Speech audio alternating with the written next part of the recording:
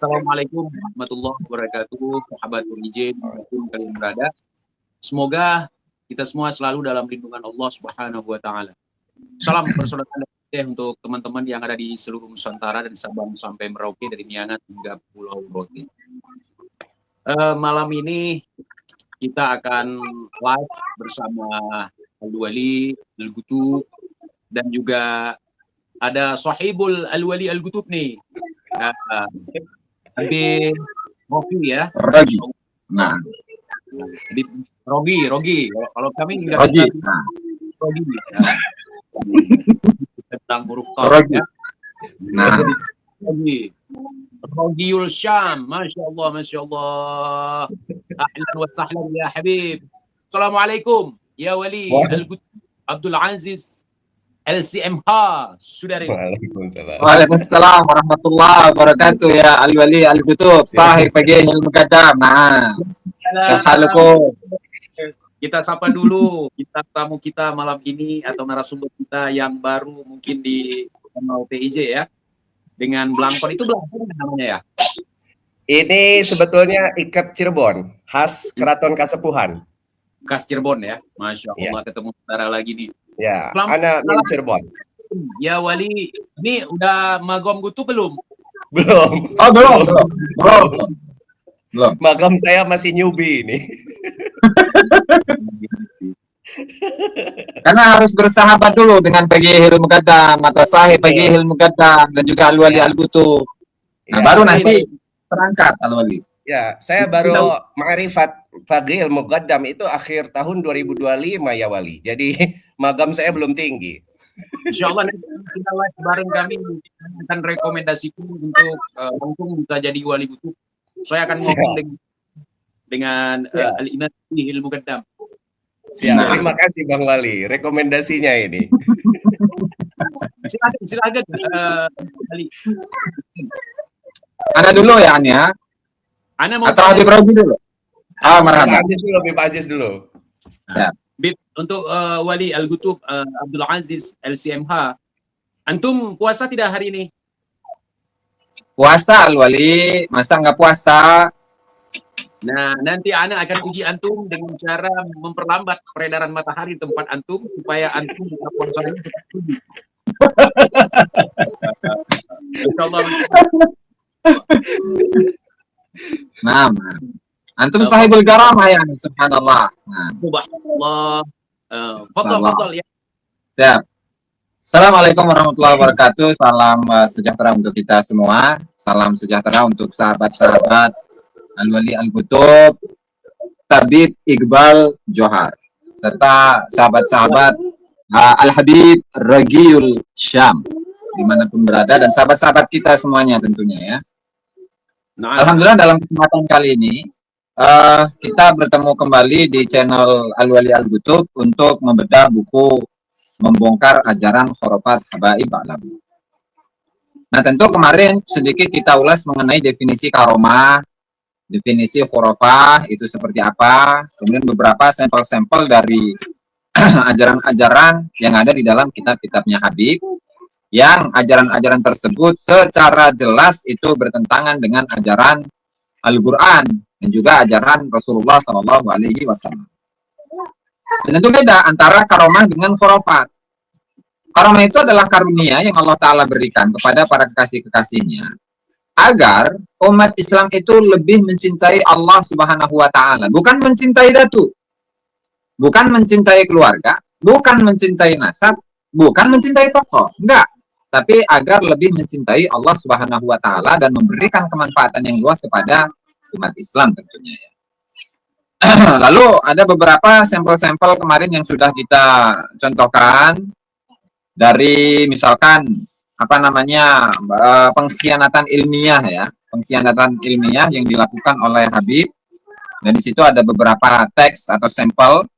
Yang pertama itu dari kitab Majmu' Kalam Habib Ahmad bin Umar bin Sumit. Kemudian yang kedua itu adalah dari kitab Al-Masyra'ur Rawi yang memang secara sengaja itu dihapus oleh Habibnya lantaran mungkin ada indikasi-indikasi bahwa kisah-kisah itu tidak logis. Nah, sekarang saya kembalikan kepada Al-Wali Al-Gutub. Artinya yang akan kita bahas pada malam hari ini itu melanjutkan kemarin atau kita bahas secara khusus tentang puasa gitu misalkan Al-Wali. Atau gimana? Kalau ada garomah yang berkaitan dengan puasa boleh juga. Maksudnya di sini yang terkait puasa, misalnya 10.000 tahun nggak makan-makan. Nah, atau tahunnya 80 jam sehari. Nah, Bagaimana berkaitan dengan siap. yang berkaitan dengan puasa. Kalau misalnya nyarinya susah, diganti aja. Misalnya nyarinya susah, lanjut yang kemarin malam aja. Kalau ada yang versi digitalnya kan lebih gampang untuk searchingnya ya. Iya, Wali. Mungkin ini dulu. Apa namanya? Hukum syariat Islam tergantung warga tarim. Itu ya. Hukum syariat Islam tergantung warga tarim. Ini itu di halaman 369 Al-Wali dan juga Habib Rogi ya, 369. Nah, di mana di halaman 369 dalam buku kita ini membongkar ajaran khurafat habaib balawi. Ya, di mana dalam buku ini dituliskan di situ hukum syariat Islam tergantung warga tarim.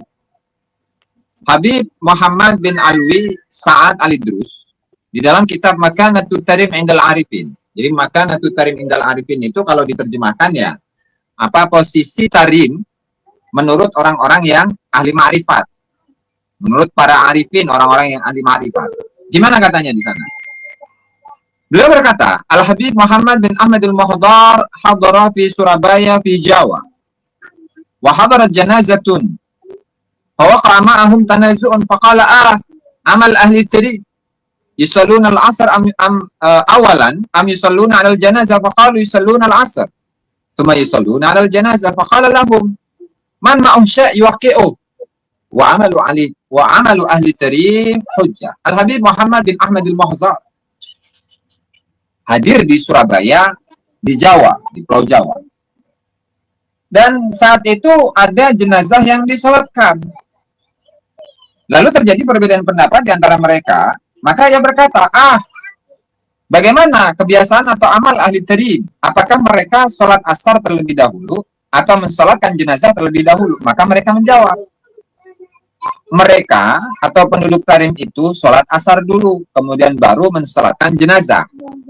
Maka ia berkata kepada, tulislah ini, karena amal ahli tarim adalah hujjah. Nah, sehingga di sini Al-Wali Al-Qutub, antum atau teman-teman semuanya yang ada di sini, dalam mengamalkan apapun itu dalam ajaran Islam ya, mau itu yang kaitannya dengan puasa, yang kaitannya dengan sholat, yang kaitannya dengan haji, yang kaitannya dengan zakat misalkan. Nah itu gimana ahli tarim sudah? Gimana penduduk tarim? Artinya di saat penduduk tarim itu memiliki amalan tertentu, misalkan untuk memperlambat atau menyetop matahari di saat kita itu ingin berbuka puasa. Nah itu dikembalikan kepada mereka. Artinya kalaulah mereka itu bisa untuk menyetop matahari, ya kita ikut mereka saja sudah. Jadi nggak perlu repot-repot untuk mempelajari kitab fikih, Fathul Qori, ya, kemudian Fathul Mu'in, Minhajut Talibin dan seterusnya. Itu nggak perlu Al-Wali. Karena cukup dengan apa? Dengan amalan ahli tarim.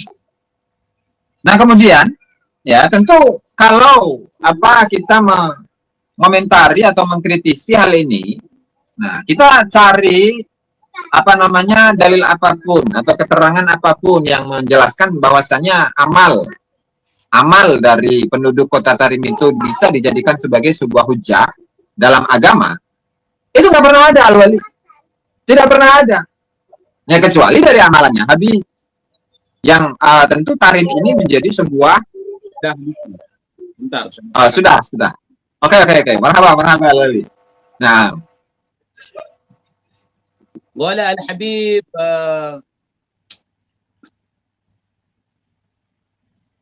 sebentar. Karena saya kalau mengingat sesuatu itu pasti saya harus menggali satu persatu ya. Allah. Wala Al-Habib siapa ya namanya? Sebentar.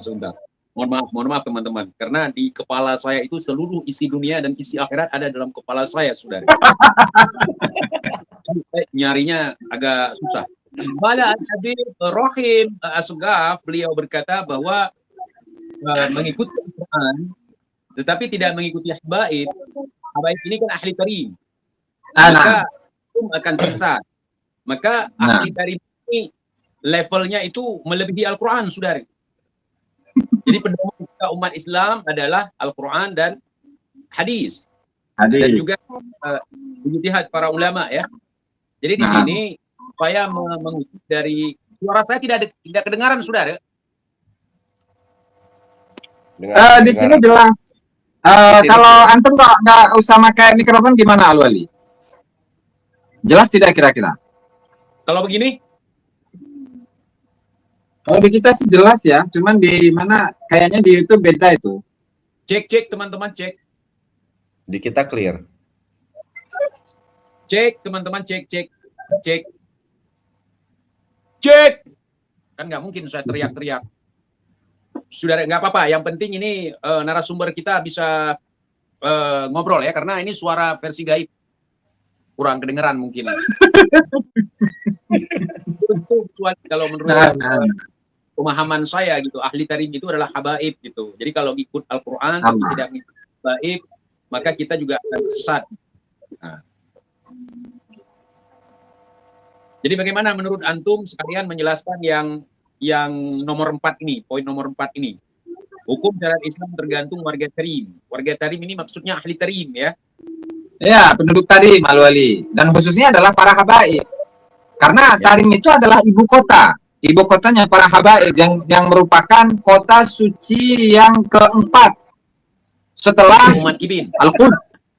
Nah, jadi kota suci itu ada 4 kan Al-Wali ya. 1 Mekah, kedua Madinah, ketiga Baitul Maqdis, yang keempat adalah Tarim. Dan itu ada hadisnya itu, ada hadisnya. Nah, ada hadisnya. Hadis dari siapa itu? Ahli tarim juga. Dari Habib. Dari Tarim ya. Dari Habib ya. Nah. Oke. Kemudian kemarin halaman berapa itu Al-Habib? Al-Habib Rogi yang menyetop matahari itu khusus untuk puasa ya. Oh iya, aduh saya lupa. Itu sudah kita bahas itu. Oh ini ada 488 Al-Wali, 488. Nah, di 488 karena sekarang kita ini berada di bulan puasa, sehingga ya kita harus mengkaji, menelaah, mempelajari tentang hal-hal yang kaitannya dengan puasa. Nah, bagi teman-teman yang memiliki buku kita ini, Membongkar Ajaran Khurafat Hadis, silahkan dibuka di halaman 488. Wali Tarim, judulnya ini pada poin yang ke-51, Wali Tarim dan wanita tarim dapat menyetop matahari. Nah, jadi matahari saja disetop. Jangankan seseorang yang bisa disetop gitu. Stop. Kayak lampu merah kan bisa menyetop mobil gitu Al-Wali ya. Matahari saja bisa disetop. Ada kasidahnya tuh di Wali. Gimana Al-Wali? Stop. Kau membenci diriku. Stop. Kau harus mencintaiku. Lanjut. Okay. Dalam kitab Tazkirun Nas di Majmu' Kalam Habib Ahmad bin Hasan Al-Attar disebutkan wa zakara sayyidi huna hikayat al-mar'a at-tarimiyah allati kashafat ar-rajul as-sayyah alladhi habasa asy-syamsa 'anil ghurubi li yusalli al-'asr wa qalat lahu fukka asy-syamsa linuftira wa sayati dzikruha fi babis siyam. Dan Sayyidi Habib Ahmad bin Hasan Al-Attas menyebutkan di sini, itu dalam bab apa ini? Dalam bab yang lain lah, yang selain puasa. Kisah tentang seorang wanita dari Tarim yang mengungkapkan garama kepada seorang laki-laki pengembara yang menahan matahari dari terbenam agar dia bisa melaksanakan sholat asar. Dan wanita ini berkata kepadanya, lepaskanlah matahari agar kami bisa berbuka puasa. Dan cerita ini akan disebutkan dalam bab puasa ya. Nah, kemudian pada bab puasa dari buku atau kitab Tazkirun Nas fi Majmu' kalam Habib Ahmad bin Hasan Al-Attas pun juga disebutkan wa haka sayyidi radhiyallahu anhu annahu dakhala ba'dul awliya as-sayyahina ila Tarim ma'a ghurubi syams فحبس الشمس من الغروب ليصلي العصر فأشرفت عليهم امرأة من بيتها وكشفت فقالت له فك الشمس علينا لنفطر. Dan guruku Habib Ahmad bin Hasan Al-Attas menceritakan bahwa seorang wali yang sedang berkelana masuk ke kota Tarim saat matahari hampir terbenam. Maka ia menahan matahari dari terbenam agar bisa menunaikan sholat asar. Lalu muncullah seorang perempuan, seorang wanita dari rumahnya dan mengkasyaf dirinya, mengungkapkan keberadaannya atau berbicara langsung kepadanya, lalu berkata kepadanya, lepaskanlah matahari itu agar kami bisa berbuka puasa. Nah, sehingga di sini menunjukkan bagaimana kehebatan dari ahli tarim. Dan ahli tarim itu kan tadi bisa dijadikan sebagai sumber dalam agama Islam, dalam hukum. Kalaulah perempuannya saja itu memiliki kesaktian, kegaramahan yang begitu luar biasa seperti ini, apalagi Habibnya Al-Wali. Jangankan matahari, ya, yang bisa disetop oleh Habibnya, bencana alam saja. Ya, ketika Allah Ta'ala ingin menurunkan bencana alam, itu harus minta izin dulu kepada Habib. Yes. Nah, sehingga antum apalagi tidak percaya dengan hal-hal yang seperti ini. Antum Wahabi kalau nggak percaya seperti ini, Al-Wali Al-Qutub. Nah, mungkin itu dulu, Beb. Anda memang Wahabi, Wahabi garis lurus. Allah. Nah, Wahabi garis lurus.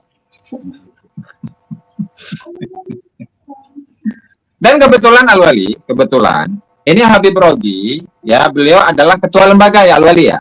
Al-Habib, ya. Ketua lembaga Falakiyah NU di Kabupaten Cirebon. Sehingga beliau ini bisa menggambarkan secara detail apakah itu dalam ilmu falak itu bisa masuk dalam kategori mustahil atau enggak, Al-Wali. Naam. Fadhal Wali. Atau antum komentari dulu. Nah, siap. Ya, ini sudah kita bahas. Jadi yang jelas itu sangat mengingkari hukum fisika, hukum falak, ya, ilmu orbit, di mana dalam ilmu fisika itu ada teori butterfly effect, ya. Teori butterfly effect ini sangat berkaitan dengan teori keteraturan, di mana kalau matahari sampai 1 detik saja, bahkan 1 detik saja keluar misal dari falaknya, dari orbitnya, baik itu matahari, bumi, bulan, atau planet apapun, langit apapun, maka akan terjadi chaos, gitu. Nah, ini kalau diberhentikannya ini berjam-jam malah ya. Itu harusnya sudah ada di akhirat. Layak jadi Al-Gutu. Karena ini masalah garoma. Dan saudara, dari pembicaraan barusan kita bisa menilai antum layak nggak jadi gutu. Siap. Lanjutkan. Ya, di sini jadi magam saya masih di magam syariat, makanya untuk mencapai ke gutub itu saya harus keluarkan dulu apa yang ada di magam saya ini, ya Wali. Mohon izin ya Wali. Ya, kalau bersyariat ya harus ikut ahli tarim. Nah, ini dia. Nanti kita masuk ke pembahasan yang itu, ahli tarim. Ini saya melihat seolah-olah Habib Muhammad bin Alwi Sa'ad Al-Idrus dalam kitab Makanatut Tarim Indal Arifin ini mau memframing bahwa asal mula aslu tashri' fit tarim minat tarim. Jadi asal mula pensyariatan itu dari tarim, seolah-olah demikian.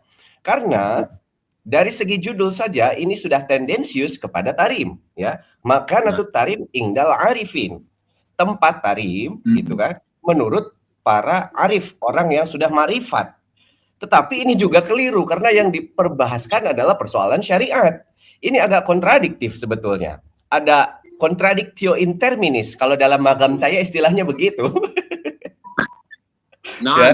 Ya, kemudian, selain daripada ada framing seperti itu, teori semacam ini mengingatkan saya sama kajian kitab Fathul Mu'in kemudian dan syarahnya itu ada, kalau Imam Malik kalau nggak salah, mohon diluruskan ya Habiban Aziz wabil khusus, itu kan ada amalu ahlil Madinah, kebiasaan Ahlul Madinah yang bisa dijadikan juga sebagai sumber syariat. Tetapi itu sangat logis karena memang Nabi Muhammad SAW hidup di sana di masa akhir hayatnya dan bahkan lebih lama gitu kan, mendapatkan wahyu itu ketika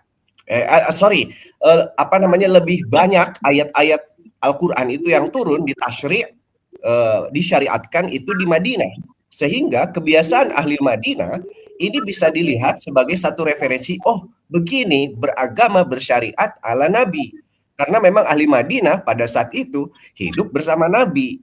Nah, ini ingin membuat seolah-olah magamnya Tarim itu sama sucinya ya dengan Madinah. Makanya tadi dibilang ini Tarim ini adalah tanah suci keberapa, Beb? Keempat ya, keempat. Nah, ini sangat logis. Jadi ini merupakan bukti epistemologis bahwa ada framing bahwa Islam disyariatkan itu di Tarim gitu, dan bahkan tanah suci keempatnya Islam itu adalah Tarim. Kemudian itu didukung oleh tayangan televisi kemarin, ada beberapa hari yang lalu saya nonton tayangannya bahwa pusat Islam itu di Tarim. Saya tidak kuat menahan ketawa ya Habib ya Wali. Monggo silakan. Lepaskan saja Al-Wali Al-Hadi, lepaskan saja. Jangan malu-malu. Masya Allah. Kami yang paku. Ya, artinya bahwa ini sesuatu yang sebetulnya magam saya belum sampai sana. Akal sehat saya sulit menerima terhadap apa-apa yang ada ditulis di sini. Kalau Guru Gembul kemarin bilang, kalau semakin ini dibaca akan semakin mual dan muntah. Mungkin karena kita ketawa tak tertahankan, ketawa terus sehingga tersedak dan seterusnya, bisa muntah. Silahkan ya Habib. Subhanallah. Jadi ini sebenarnya gambaran dari cinta Al-Wali ya. Ini gambaran dari kecintaan seseorang terhadap tanah airnya. Jadi kalaulah kita ini mencintai Indonesia, mencintai Aceh, mencintai Jawa, mencintai Kalimantan, Sulawesi dan seterusnya. Sehingga saking ungkapan dari bagaimana saking cintanya saya kepada Nusantara, sehingga kemudian segala sesuatu itu saya kaitkan dengan Nusantara. Nah, tapi kan nggak gitu juga, Kelos, bahwa di saat saya ini cinta Nusantara, kemudian hukum syarat itu di mana orang-orang Nusantara, kan nggak gitu juga, Al-Wali. Nanti gimana nanti agama kita itu bisa jadi permainan gitu, Al-Wali? Ini padahal agama kan jelas. Tidak bisa dibiarkan ini. Komitnya kacau, saudara. Allah, subhanallah. Jadi terkait masalah ahli tarim yang dicocok-cocokkan menjadi referensi untuk dalam bersyariat, menurut saya sependapat dengan Habib Rogi. Habib Rogi. Ini upaya untuk menarik ke minat kaum Kibiners ya, kaum muslimin enggak. Jadi kaum Kibiners ini memang yang percaya dengan ucapan ahli tarim, saudara. Sementara ahlinya kita nggak tahu ahli apa ya. Dengan ahli apa, Al-Wali? Jangan malu-malu. Gimana? Ahli apa maksudnya itu? Ahli apa? Ahli khurafat, ahli ngibul. Bukan khurafat. Jadi ahli khurafat gitu ya? Iya, na'am. Kalau ternyata demikian. Kemudian dikit-dikit tarim gitu. Kalau di Indonesia kan ada pasir. Satu truk itu 300.000 truk kecil. Ya kan? Mobil 300.000-an. Itu ada wanginya juga, wangi tai kucing. Kalau yang di sana wanginya sudah. Nah, itu bagi saya tahil gitu ya. Tahil gitu. Dan di sana dikatakan surga. Kalau misalnya surga itu ada di atas, maka di atas kota Tarim. Kalau surganya itu di bawah kota Tarim. Begitu saudara. Nah, jadi kalau misalnya kita mau cerita seperti itu, mungkin kita lebih cocok gitu. Karena lebih hijau, lebih adem, lebih banyak air gitu kan. Surga lebih banyak air, banyak sungai. Oh ya. Ya, betul. Negeri Gersang dibilang aplikanya surga, saudara. Ya. Atau mungkin karena kita belum sampai makom. Jangan macam-macam. Kita ini al-ghutub. Kita bisa hal yang bersifat jasad maupun batin. Sudah. Nah, jadi kalau ada omongan itu kita harus verifikasi. Allah. Nah, di zaman batu. Bukan lagi lalu orang-orang mengajarkan orang Sallallahu Alaihi Wasallam menjadi cerdas. Nah, jadi jahiliyah. Sekarang jadi ke zaman batu lagi, saudara. Silakan Bib. Lagi lanjut, Bib. Ya, saya selain daripada menariknya bahwa mereka para habaib ini memframing daripada Tarim sebagai pusat Islam, pusat pensyariatan dengan menjadikan Ahlut Tarim sebagai sumber referensi otoritatif dalam bersyariat, itu kan klaim mereka yang sifatnya meneguhkan atau untuk mengangkat diri mereka. Saya malah mau membahas ke halaman baru ini di dalam bukunya Habibana Aziz, yang mana silahkan sahabat-sahabat yang belum punya, cekidot dan check out bukunya ini. Kita masuk ke bagian yang justru habaib ini mengkerdilkan, bahkan mengkafir-kafirkan praktik agama yang sudah ada di Indonesia. Jadi kalau ada tuduhan misalnya Kiai Imad dan rombongannya memframing Habib dan lain-lain, no, tidak. Habaib itu di dalam kitabnya ada yang takfiri di sini. Silahkan dilihat di halaman 385 kemudian 386 ya. 385 itu poin 8, Thariqah di Nusantara, Thariqah Syaitoniah disebutnya. Masya Allah. Innalillahi wa inna ilaihi raji'un. Kemudian yang nomor 9 halaman berikutnya 386, Thariqah Nusantara dan Asia Tenggara, Thariqah kafir katanya. Nauzubillah, tsumma nauzubillah. Nah, ini kalau kita bacakan, saya mau loncat ke yang 386 saja karena saya sudah membaca buku sebelumnya yang nyambung dengan buku ini. Ya, nanti saya bilang bukunya buku apa.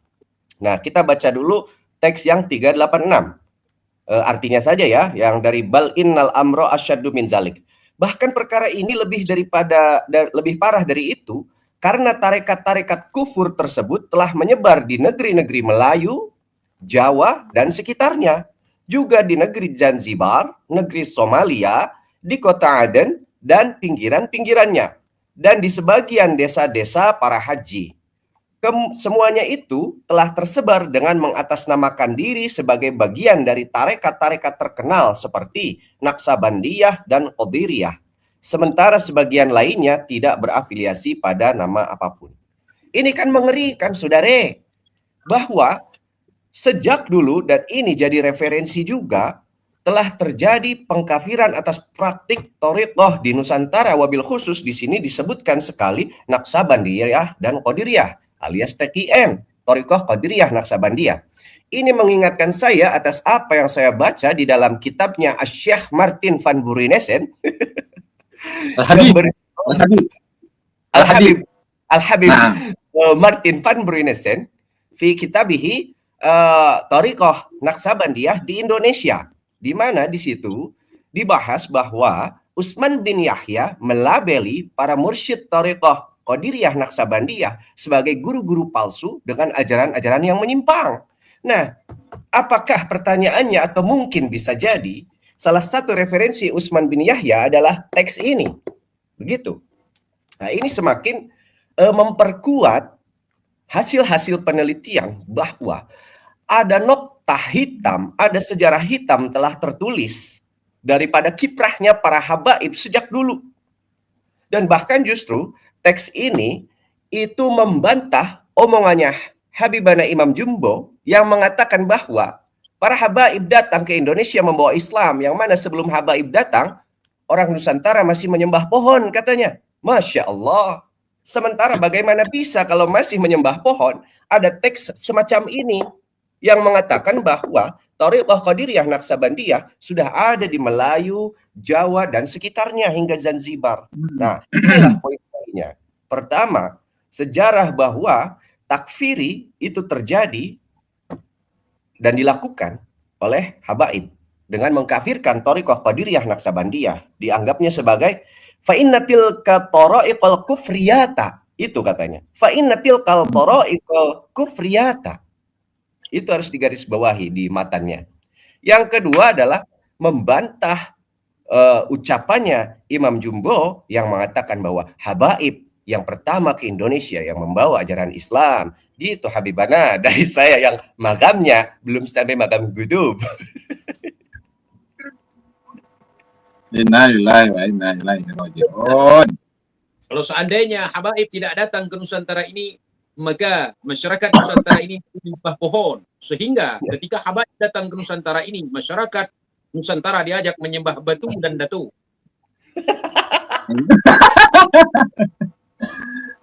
Menyembah datu di Al-Wali ya? Innalillahi wa inna ilaihi raji'un. Menyembah datu, menyembah tiang, banyak sekali sesembahannya. Allah. Kembali lagi ke ahli tarim. Ahli tarim ya, yang tadi bersyariat sesuai dengan perilaku atau apa yang dilakukan oleh ahli tarim. Jadi saya ingin tanya, apakah ada ayat suci Al-Quran yang berlabelkan tarimi? Kan ada. Nggak ada. Ada Madaniyah. Tarimi nggak ada ya? Masih yang Madaniyah, Tarimiyah nggak ada, Tarimiyah nggak ada. Al-Wali. Ya. Kalau Sarimi ada ya? Sarimi yang bisa dimakan ya nih. Foto Gurunda di bungkusan sarimi.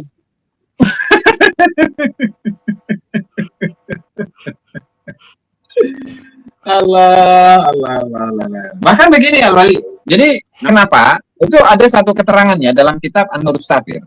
Itu sudah saya kutip di sini juga, cuman lupa halaman berapa.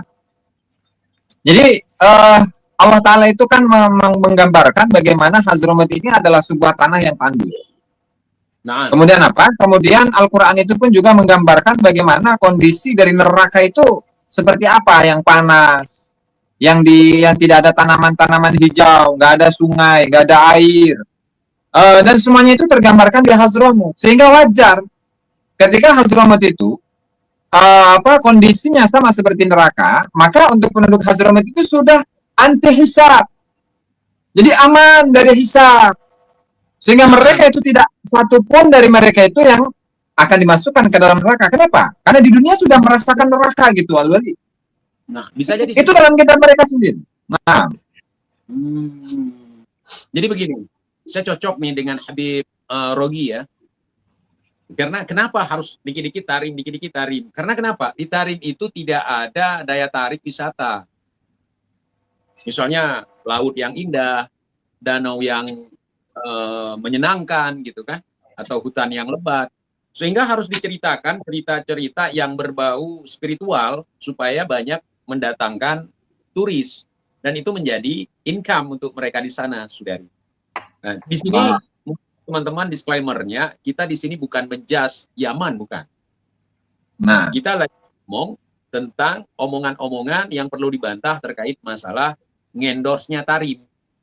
Nah, jadi iklan-iklan tarim ini harus kita bantah, saudara. Jadi daya tarik di sana batu nisan.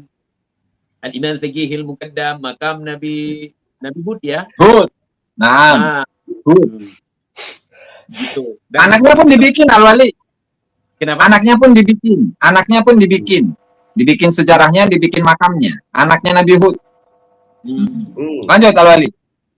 Nah. Apakah ada pernyataan dari Al-Quran dan juga hadis Nabi kalau misalnya makam Nabi Hud itu ada di Yemen gitu? Tidak ada, Al-Wali. Jadi narasi-narasi yang ada dalam Al-Quran itu sebenarnya tidak menggambarkan secara jelas ya mengenai Nabi Hud dan kaumnya itu ada di mana. Sehingga sisanya itu ya hanya sekedar interpretasi atau penafsiran-penafsiran yang dilakukan oleh para sejarawan atau para mufassirin. Tapi memang untuk lokasi sebenarnya dari makam Nabi Hud itu tidak pernah ditunjuk secara presisi gitu. secara detail lengkap di mana.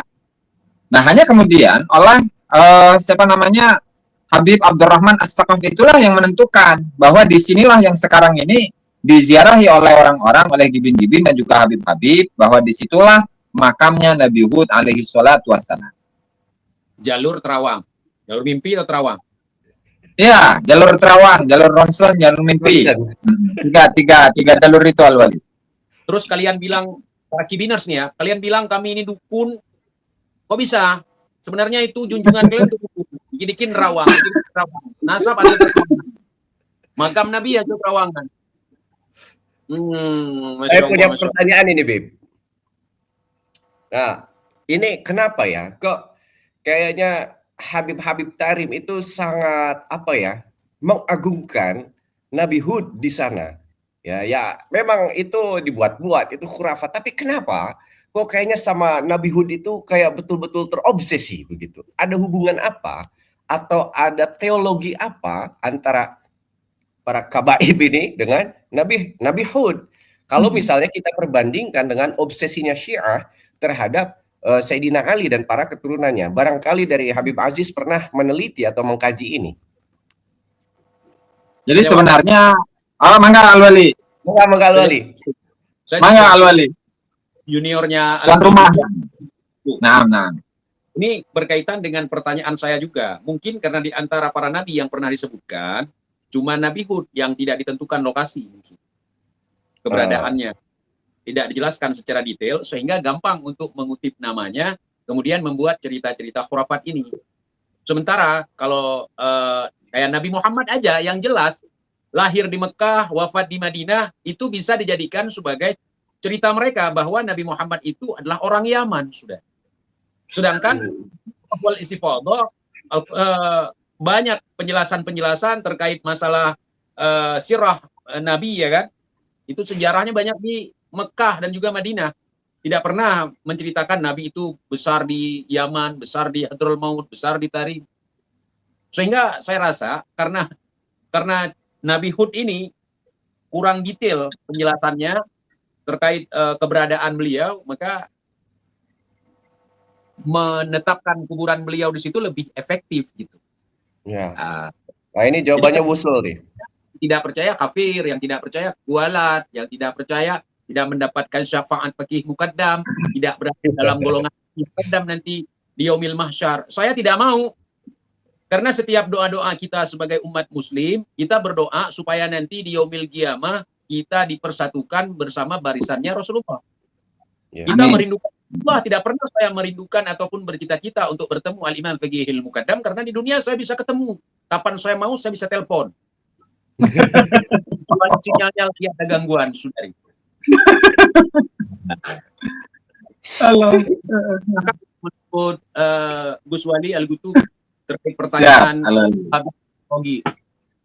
Jadi gini ya, Habibana Rogi, bahwa Nabi Hud itu diklaim sebagai leluhur dari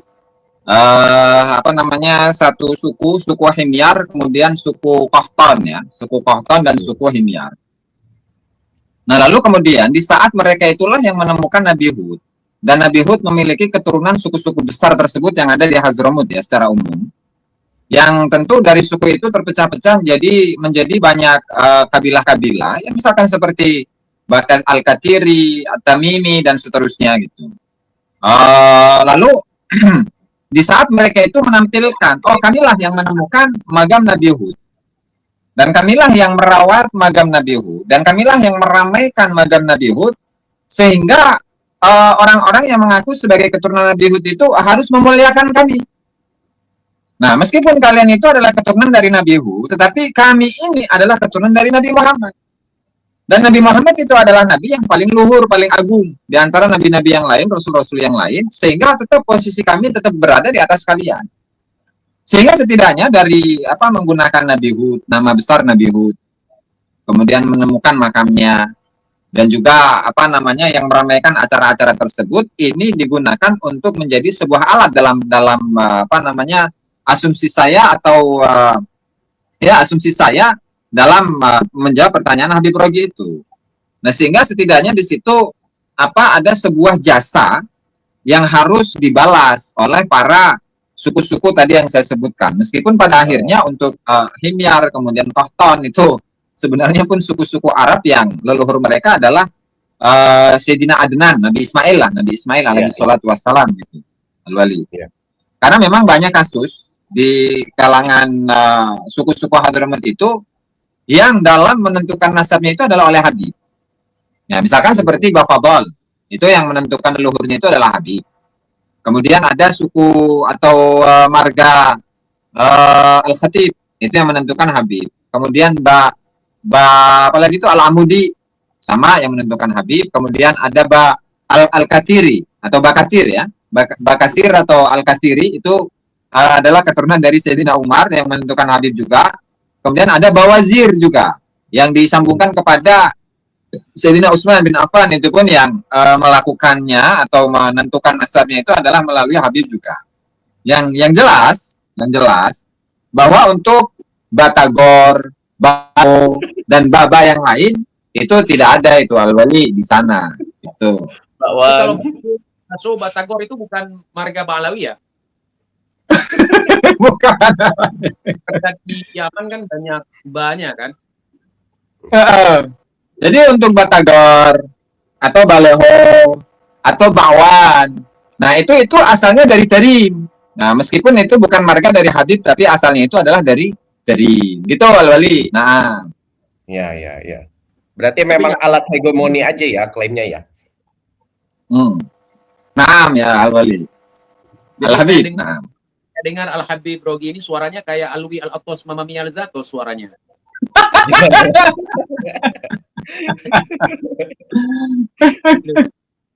Aduh, ampun.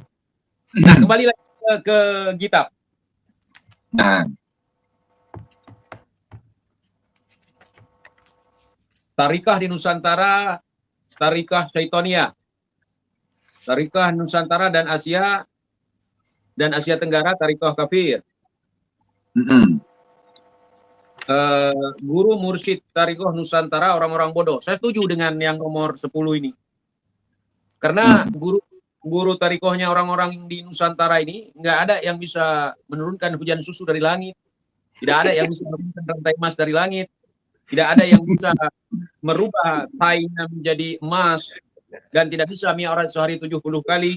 Tidak bisa mengambil telur di Sidratul Muntaha. Nah, jadi menurut pemikiran orang-orang yang terbelakang di Tarim ini ya Tarikoh Nusantara itu orang bodoh karena tidak bisa menghayal sejauh ini. Bagaimana menurut antum? Nah, Ana setuju ya nih dengan komentar antum ya nih Al-Wali Al-Butub.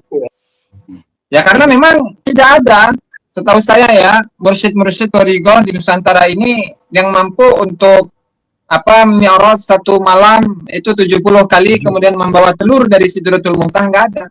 Atau merubah thai menjadi emas, atau yang mentransfer thai dari satu perut ke perut yang lain, itu nggak ada itu Al-Wali. Sehingga ya bodoh-bodoh. Ana shock ini. Ana belum sampai ke sini bacanya. Ana baru tahu ini ada bahan nih, besok Ana mau nunjukin ini sama kiai sini. Karena kiai sini tidak ada yang saya kenal ya, tidak ada yang bertarikohnya Ba'alawi. Jadi selain ini ada tarikoh-tarikoh di Nusantara ini, tarikoh-tarikoh di Nusantara ini berarti gurunya orang-orang bodoh. Dan mereka mengikut tarikoh setan dan tarikohnya kafir. Insya Allah. Tapi tarikoh-tarikoh kita nggak ada Tuhan dalam bentuk manusia ya, Tuhan Datuk ya. Tuhan Allah nggak ada. Datuk kami nggak ada. Ini mantap. Saya tandain nih ya, halaman 385 nih. Iya. Nah. P385. Saya nggak tahu. Wallahi, ini baru saya lihat nih. Ini penghinaan dengan terang-terangan nih ya. Betul. Nah.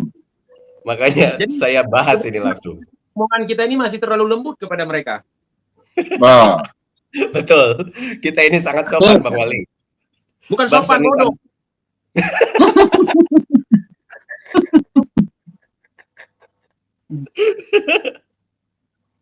Kalau kata Genzi kita ini soft spoken. Naqsyabandi, Al-Qadiri. Itu berarti Thariqah Syaiton ya? Wa tuha, na'am Al-Wali. Parah nih buku nih.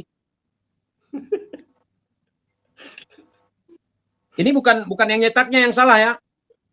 Nah, Referensinya, sumbernya nih. Ngeri nih. Ya, ini dari Uqudul Almas ya. ya, Uqudul Almas. Saya udah foto, kemudian sudah saya share di tab komunitas saya nih, bagian ini. Mantap. Biar saya yang di Aceh, yang berthariqah Nusantara, biar mereka tahu, biar sadar. Iya. Syekh Abdul Rauf As-Singkili itu Aceh bukan, Bang Wali? Itu datuknya mak saya tuh. Tapi bukan Wah, bukan luar biasa. saya, datuknya mak saya. Mak saya punya bapak beliau itu langsung sambung ke sana. Ya. Alhamdulillah. Bukan saya nggak ngaku-ngaku. Nah,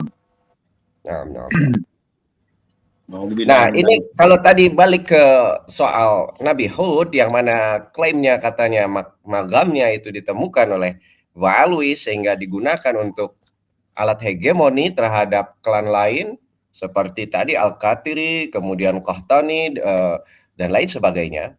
Pertanyaan saya berikutnya Habibana Aziz, kalau tidak salah katanya mereka para penziarah ke magam Nabi Hud yang dibuat oleh Wa'alwi ini sebelum sampai itu mereka semacam tawafnya itu ada bacaan Yahud gitu. Betul atau tidak?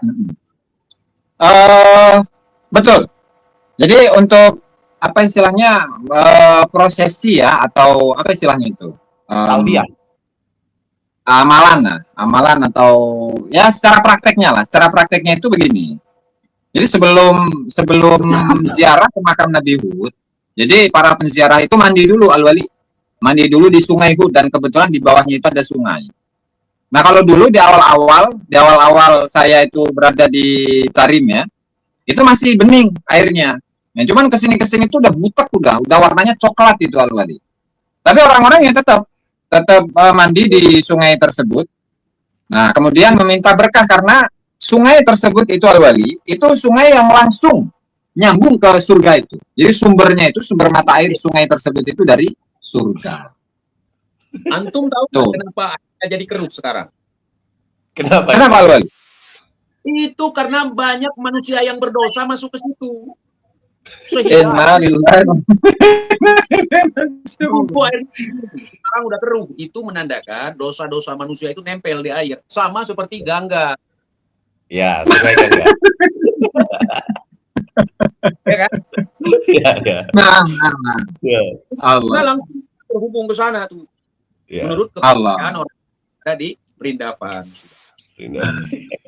Jadi gitu jawabannya langsung ada gitu. Ya. Subhanallah. Om saya itu magom Al-Gutub. Beda. Ya, beda. Gitu. Nah, ada pertanyaan saya nih. Gus Wali, tolong antum sebutkan apakah itu sudah ada sejak kapan? Sejak kapan itu makam Nabi Hud itu ada di Tarim sana? Apakah di abad ke-9? Semenjak masa dari Abdurrahman As-Saqaf itu. Ya sekitar abad 9 lah masa Hijriah ya Al-Wali ya. Jadi ibaratnya pangkalnya di situ memang. Nah, kemudian oleh mereka itu sengaja dibesar-besarkan, dipopulerkan, kemudian mengajak masyarakat untuk bareng-bareng ziarah di sana, dan bahkan untuk ziarah ke sana itu ya hampir selevel lah dengan haji di Mekah gitu. Ziarah Nabi Muhammad SAW. Paham. Ini pertanyaan yang kedua. Telur yang dibawa dari Sidratul Muntaha itu apakah sudah netas atau memang telur yang dibawa oleh orang yang membawa? Maksudnya ada orang ke Sidratul Muntaha kemudian telurnya dibawa. Kan ceritanya telurnya 2 kan? Betul, satu dua. Wali, satu. Nggak bisa masuk TNI.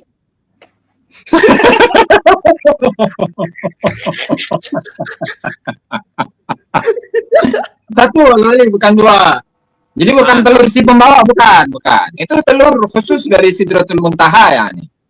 Nah, Jadi itu Dan terkait apakah telur itu sudah menetas atau enggak, tapi pada intinya telur itu diberikan kepada Gibin, sehingga bagi ilmu Gadam itu berkomentar, hai kamu wahai Luhaif, ya Luhaif itu muridnya bagi ilmu Gadam, kamu itu enak, ya saya capek-capek ke Sidratul Muntaha satu malam itu 70 kali, saya ke atas tuh sampai ke Sidratul Muntaha jauh-jauh. Sementara engkau yang nggak kemana-mana itu langsung enak dapat telur, sehingga saya capek kamu yang enak gitu Al-Wali. Iya, langsung kibinnya caplok, diceplok atau dieram. Itu nggak ada penjelasan lagi. Nggak ada keterangan Al-Wali. Saya yakin gimana? Kalau kibin itu sempat menceploknya ke atas pasir misalnya kan, karena di sana kan mungkin dulu belum ada minyak kan. Nah, ceplok atas pasir. Dia langsung makan. Habis makan langsung sadar tuh. Langsung keluar dari situ.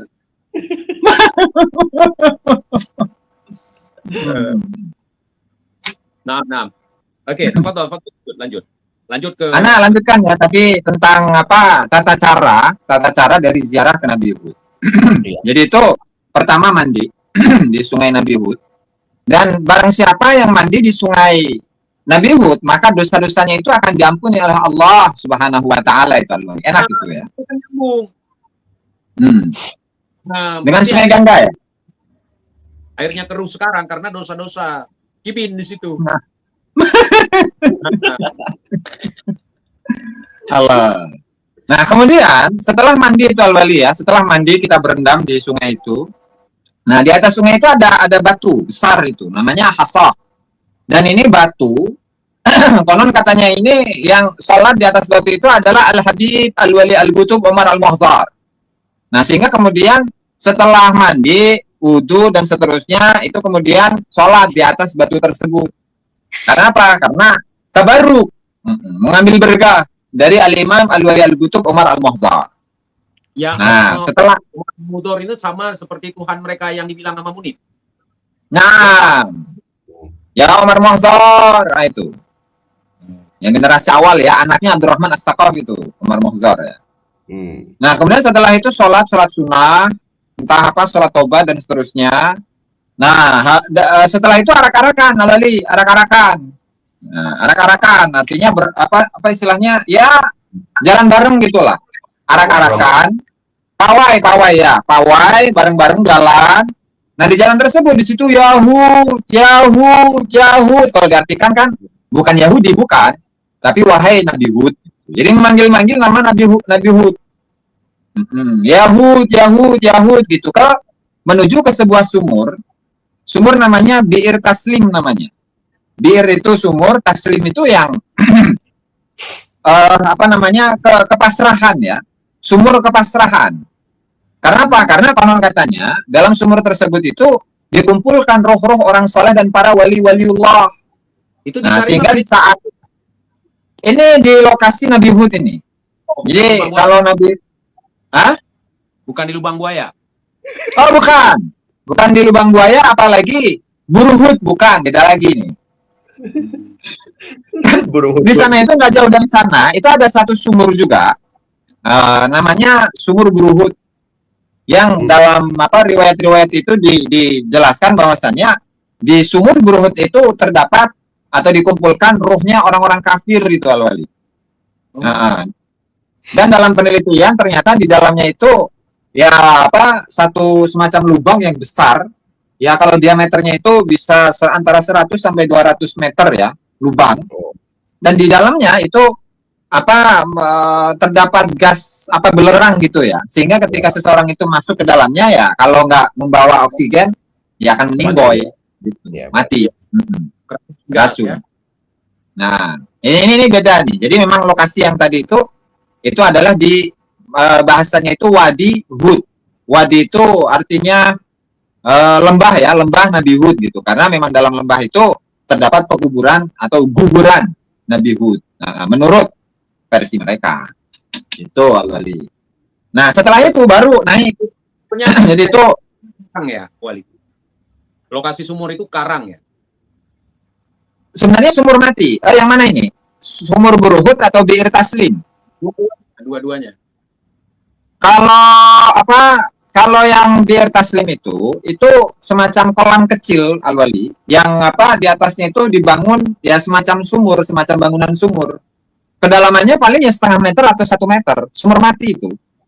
Dan memang nggak ada airnya. Oh, sarang kadal itu. Lanjut. Yang kemudian di situ di sumur pun mengucapkan salam Al-Wali.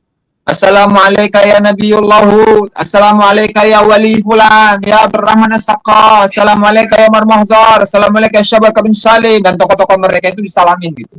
Assalamualaikum dan seterusnya gitu ya. Dan itu dipimpin oleh Habib. Kocak di sana itu. Saya langsung ke sumur tunggu orang salamin. Sumur ya, sumur. Allah. Baru setelah itu naik dari sumur itu kan memang sumur itu masih posisinya masih rata gitu ya, tanahnya ya rata, tanahnya rata. Nah kemudian untuk menuju ke Nabi Hud itu atau makamnya Nabi Hud itu rada naik. Jadi posisi tanah itu miring sehingga di tangga-tangga untuk menuju ke makam Nabi Hud itu pun juga dalam pawainya itu ya, itu pun juga memanggil Yahud gitu sampai kepada makamnya Nabi Hud yang ada di atas itu. Nah, untuk posisi makam sendiri itu lucu juga Al-Wali. Jadi kan posisinya tanahnya miring. Nah, kemudian kepalanya itu ada di bawah. Gini ya, kepalanya ada di bawah nih. Nah, kemudian kakinya, nah itu ada di atas. Jadi miring. Masya Allah. Nah, masalahnya secara logis, ini kan nggak mungkin. Seenggaknya yang namanya makam pasti diratakan gini kan bentuknya. Jadi miring Al-Wali. Kepalanya di bawah, kemudian di situ dibangun kubah, kemudian bagian makam yang ke atas itu menuju kakinya itu ya miring gitu, dalam kemiringan. Nah, sehingga dari kalangan Balawi sendiri, misalkan seperti Abdurrahman bin Ubaidillah As-Segaf itu mengatakan ini janggal mengenai posisi makam ini, masa seperti itu gitu. Ya ibaratnya kayak saat seseorang itu memakamkan manusia, masa iya lokasi makamnya itu miring seperti itu. Dan panjangnya kurang lebih 30 meteran lah panjangnya itu. Dan ditandai dengan cat putih. Itu Al-Wali. Itu bisa dicek di Google, itu ada fotonya itu. Nah, kemudian dalam di makam itu pun juga mengucapkan salam Assalamualaikum ya Nabiullah, mulai dari Adam terus sampai ke Nabi Muhammad itu. Nah, terus ziarah seperti biasa. Sehingga mungkin ini tata cara ziarah Nabi Hud itu kemudian diserupakan dengan haji yang ada di Mekah itu mungkin karena melihat prosesinya dari awal mulai dari mandi sampai ziarah seperti itu. Nah, meskipun oleh mereka sendiri tidak dianggap bahwa itu sebagai sebuah manasik haji gitu ya, atau yang menyerupai manasik haji gitu. Jadi kalau misalkan ada narasi-narasi di publik bahwasanya di Tarim itu ada Ka'bah yang ditawafi, ya saya rasa nggak ada itu.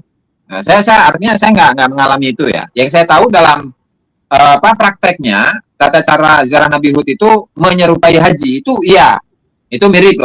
Katakanlah kalau dalam haji itu kan ihram dulu, nah kemudian nanti ada sa'i, ada tawaf dan seterusnya.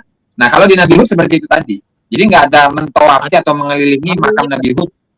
Gimana Wali? Tahallulnya ada nggak? Itu nggak ada Wali, karena kan bukan haji ya Wali, bukan umroh ya nih. Nah, menyerupai kan ada misalnya part-part tertentu ya kan. Itu kalau misal nggak mandi bayar dam nggak? Jadi yang dimaksud dengan menyerupai itu pahalanya Wali. Jadi pahala menziarahi makam Nabi Hud itu sama dengan pahalanya haji dan umroh di Mekah itu Wali. Itu banyak keterangan kalau itu mah. Makanya ada Habib siapa namanya itu yang nggak pernah kemana-mana. Siapa Wali? Nggak pernah keluar. Abu Bakar. Oh ini Habib Abdullah bin Syihab, ada Alwi bin Syihab, ada Abdullah bin Syihab itu. Ainu Tarim katanya. Itu nggak pernah kemana-mana. Haji pun nggak pernah dia. Sholat Jumat ke Masjid Jami. Sholat Jumat ada. Ada. Cuman untuk haji enggak. Tapi ziarah ke Nabi Hud ya ikut. Nah, padahal dia mampu ya. Mampu. Ya, Tandanya. Mampu, Bib, karena mereka punya permandani ataupun sajadah yang bisa terbang seperti Jangankan kan? aja ke Masjidil Ya, Haram ya. betul. Mi'raj saja bisa. Kalau sekarang sajadah itu nggak bisa dipakai. Dibom Kenapa sama lu? Iran. Dibom sama Iran. Aduh, ampun. Di sana payung putar ada nggak? Atau itu tradisi Nusantara? Yang apa, Loli? Payung putar. Itu kalau saya tanyakan ke teman-teman ahli riset itu sebenarnya adalah tradisi yang ada di India, Loli. Jadi untuk mengagungkan satu sosok yang mereka sembah sebenarnya ya. Kalau di India itu lebih ke ini, siapa namanya, Ganesha ya. Patung Ganesha, ketika patung itu diarak-arak, maka kemudian payung diputar itu untuk menghormati dan memuliakan patung Ganesha itu. Nah, patung Ganesha yang disembah ya. Itu tradisi India sebenarnya. Yang mirip gajah itu ya? Betul, gajah. Gajah. Nah. Kalau di Indonesia kan yang diarak-arak itu Habibnya gitu kan. Jadi apakah posisi dari patung Ganesha atau Dewa Ganesha ini sama dengan Habib ya nggak tahu gitu kan. Nah itu Habib sendiri yang tahu gitu, Al-Wali. Nah kalau mungkin ini Al-Wali Al-Ghutub bisa menanyakan langsung kepada Al-Imam Faghihil Muqaddam itu. Mungkin bisa Al-Wali akan memberikan jawaban yang lebih detail gitu ya. Al-Imam Faghihil Muqaddam sudah jawab sama saya. Kalau yang ganjil-ganjil itu jangan tanyakan lagi, itu nggak ada. Ini sebagai bestinya Al-Imam Faghihil Muqaddam, beliau bilang ke saya, beliau tidak pernah 70 kali. Bahkan beliau itu nggak ada sebenarnya menurut beliau. Sudah nggak ada, memang nggak ada ya. Menurut pengakuan Al-Faghihil Muqaddam sendiri ya. Beliau nggak pernah melakukan hal itu. Jangankan pernah melakukan itu, beliau sendiri aja nggak pernah ada. Ini jahanam sekali ya bahasanya ya. Tapi Bib, saya mau menggarisbawahi bahwa kita juga mesti hati-hati ketika ada klaim bahwa memayungi tokoh itu adalah bagian dari budaya mereka.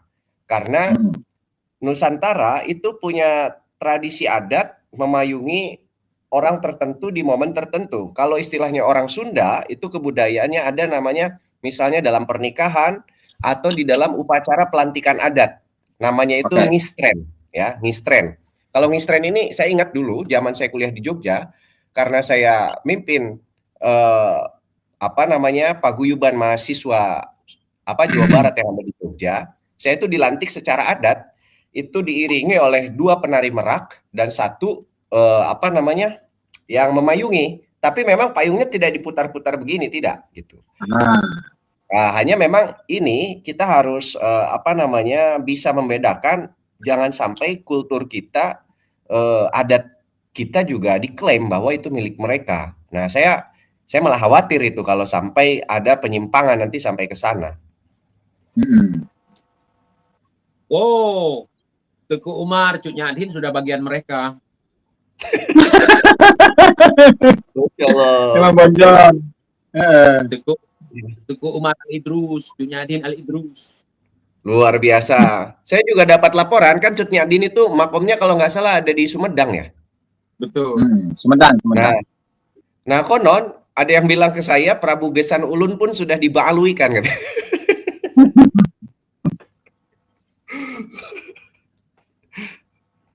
Jadi untuk di Sumedang itu kan ada Prabu Gesan Ulun.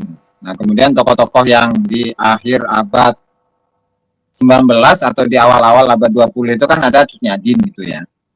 Jadi kalau dulu atau tokoh-tokoh Nusantara lah, Prabu Gesan Ulun ataupun yang lain, di saat nasabnya itu disambungkan kepada Balawi, itu mengacu kepada ini Wali Songo yang nasabnya itu disambungkan kepada Balawi itu sebenarnya, Bid. Jadi itu dulu gitu, bukan berarti dibalawikan. Itu dulu di saat Wali Songo itu diyakini atau dihusnudoni sebagai para habaib. Itu, Bid. Namanya.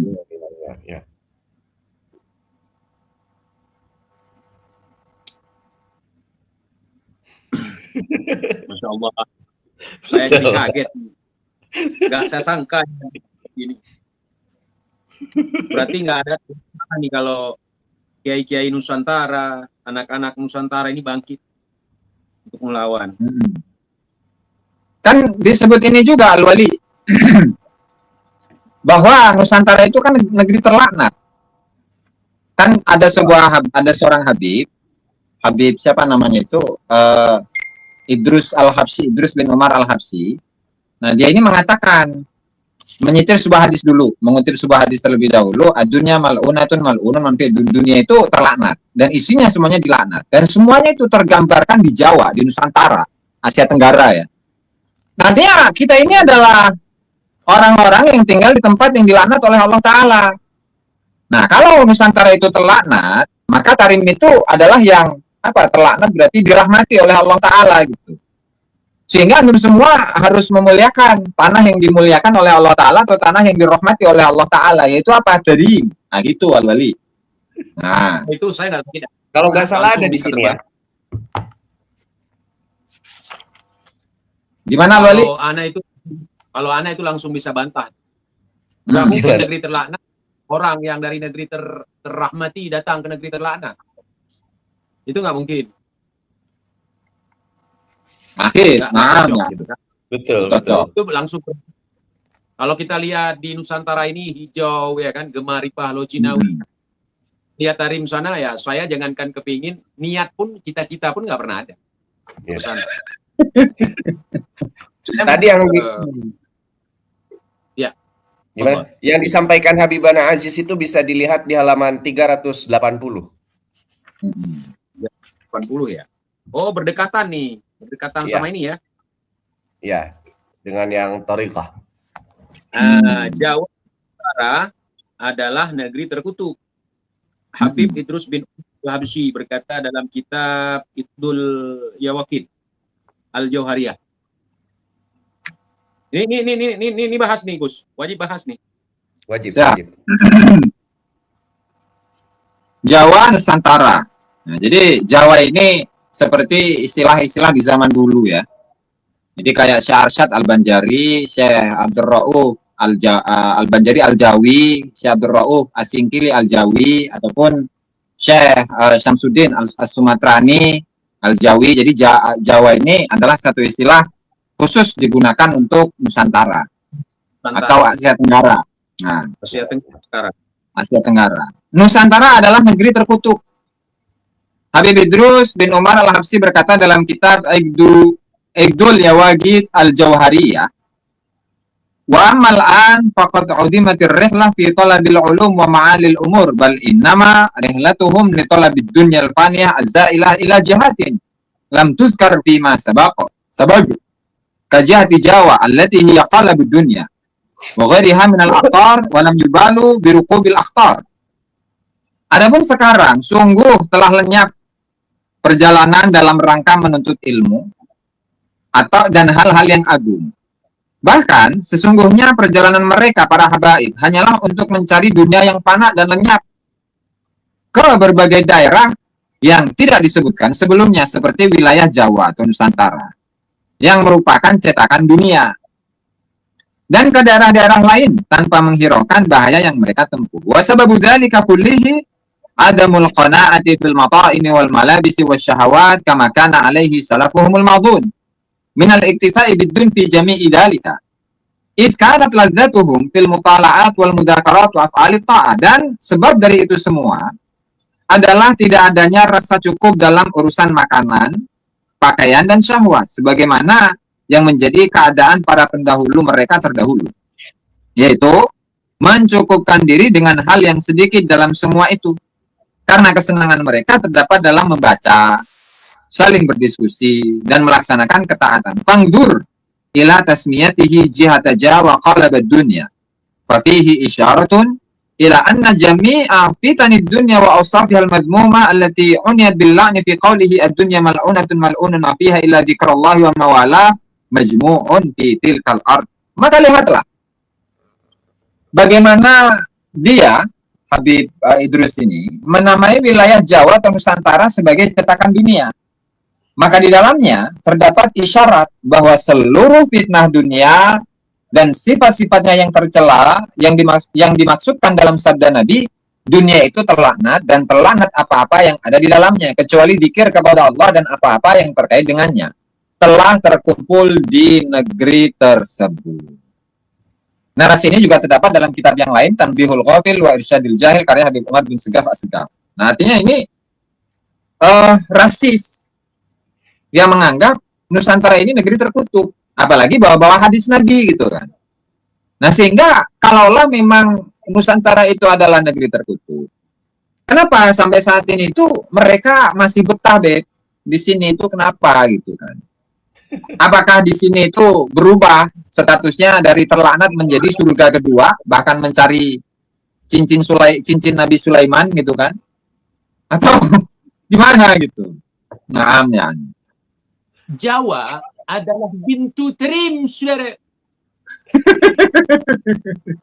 Jadi saya definisikan di sini, di sana terlaknat, di sini juga ikutan mau terlaknat gitu. Nggak bisa. Parah nih, ngeri nih. Ngeri kan? Ini saya tandai nih, Gus. Nah. Jadi besok rencana saya sambil ngabuburit kan, duduk-duduk di emperan masjid, saya tunjukkan ini. Ini bagus nih. Nah.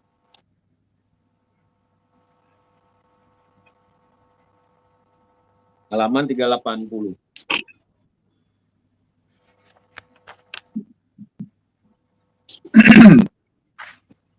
Makanya mereka sampai sini pakai sendal ya. Di sana nggak bisa, Wali. Nah, teman-teman, saya sangat sedih nih ketika membaca ini ya.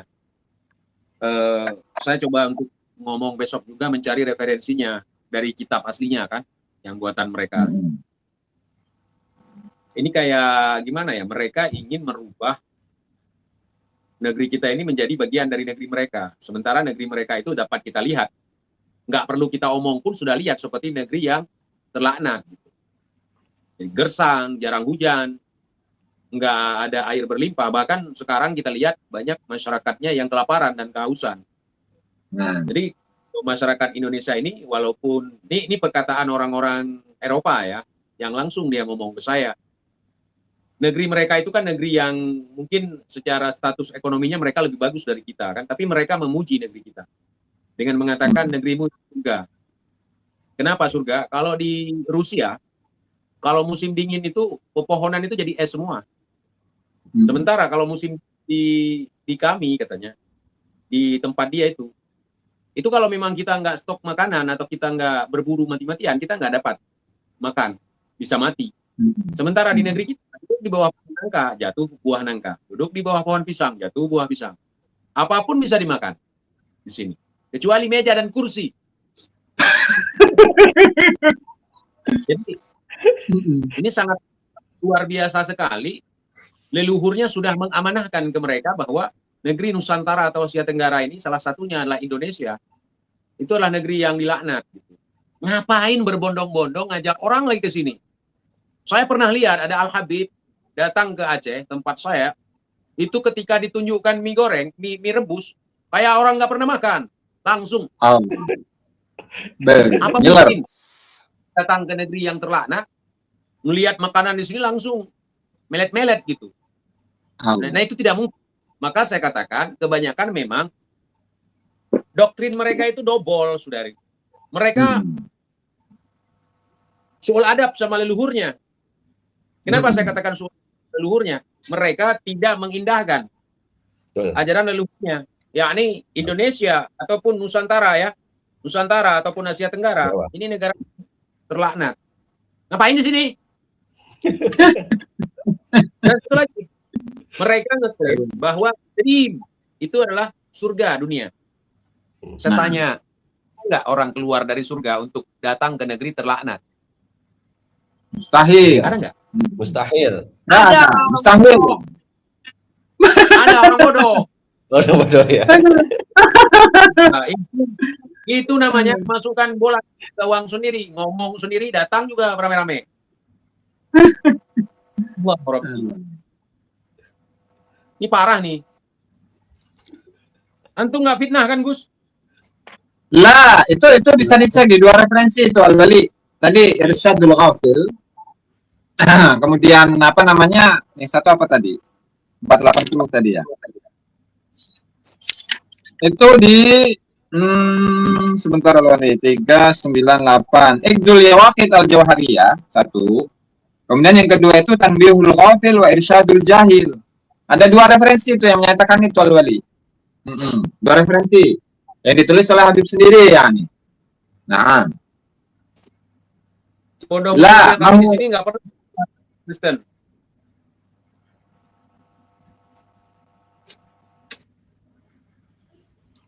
Parah ini. Besok saya tunjukkan nih. Jadi Bang Wali TIJ kira-kira mual atau sedih nih? Campur. Apa tuh? Campur. Sedih, cuman saya nggak teriak-teriak demo. Ya.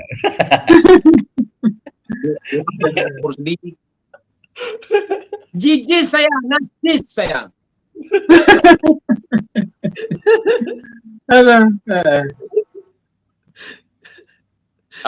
TIJ Ajis Gedabrus, betul, karena kita lagi baca ada isi dari kitab-kitab Gedabrus, makanya kita lagi Gedabrus nih. Wajar kalau kita Gedabrus ngebacanya yang tetapi ada penjelasannya di bawah, makanya beli Bin, buruan. Nah ini yang belum punya, ayo. Ya. Ayo. Data sudah habis nih. Di keranjang. Saya nggak pernah membayangkan ada kata-kata ini, Bib. Allah. Jadi kalau ini apa untuk sebab kenapa Habibnya ngomong seperti itu Al-Wali ya. Jadi di tahun 1850-an itu kan banyak dari masyarakat Hadramut, khususnya Habib-Habib, yang mereka itu bermigrasi atau berhijrah dari Hadramut ke sini. Nah, sehingga mereka itu khawatir bahwa kalau semua penduduk Hadramut ya semuanya pergi, nanti sepi di sana Al-Wali. Dan di sana nggak ada orang gitu. Sehingga tentu cara untuk menarik mereka agar mau lagi untuk kembali ke Hadramut itu adalah dengan menarasikan narasi-narasi yang seperti ini. Agar mereka mau kembali lagi gitu. Dan orang-orang mau datang ke sana. Gua ogah.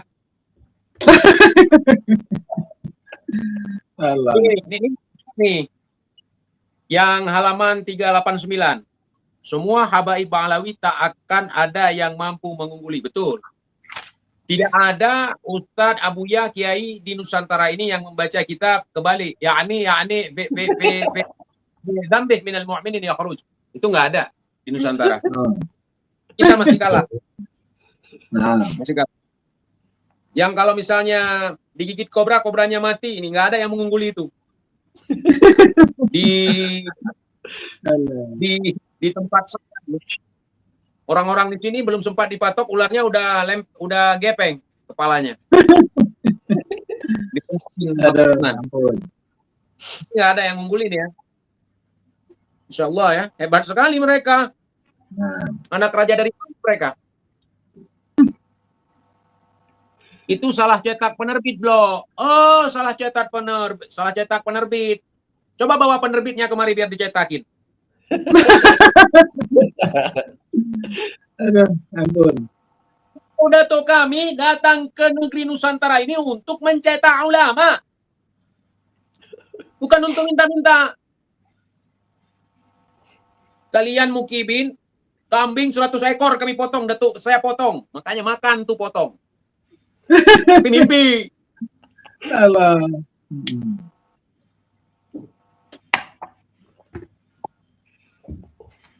Memang nggak ada yang ngalahin mereka. Pemikiran mereka nggak ada yang ngalahin. Makanya cuman mereka sendiri toh yang mengamalkan ini, yang mempercayai ini. Kita nggak. Dan bangsa-bangsa lain yang ada di seluruh dunia nggak ada yang percaya hal ini.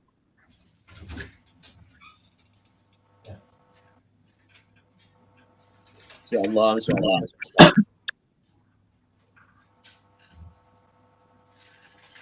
Ini lagi paling parah nih. Habaib adalah raja, para raja alam semesta. Raja mana? Raja dari mana? Raja, Dobol, ya. raja mimpi kali Al-Wali. Dobol.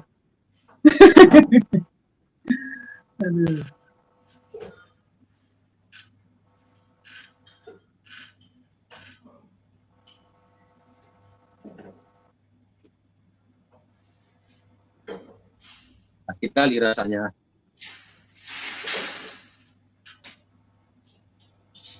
Ini kalau ketemu sama Habibnya di sini, ini juga disodorkan. Jadi Habib-Habib yang biasa sama antum itu biasa aja ya Al-Wali ya? Mereka nggak pernah klaim cucu Nabi. Berarti Mereka waras aja lah ya. tahu kalian ini. Waras. Ini kan kenapa mereka di sini banyak juga yang misalnya yang dihormati di sini yang alim. Gurunya ke kiai-kiai di sini kan. Kalau yang nggak ada ilmu ya memang nggak. Ya sama aja gitu, manusia biasa. Ada yang jadi kurir, ada juga yang jadi gembong. Ada juga Akhirnya yang seperti masyarakat lainnya lah, nggak mengistimewakan diri mereka gitu ya. Nggak harus dimuliakan gini gitu. Kalau di sini agak ribet kalau kayak gitu. Misalnya kalau jangan yang anak mami sekte Malawi ini, yang anak mami biasa aja nggak dikawanin sama orang. Dikit-dikit nanti lapor sama orang tuanya. Apalagi ngomong lapor sama datuknya. Jadi nggak akan dikawanin sama orang. Manja gitu nggak akan dikawanin.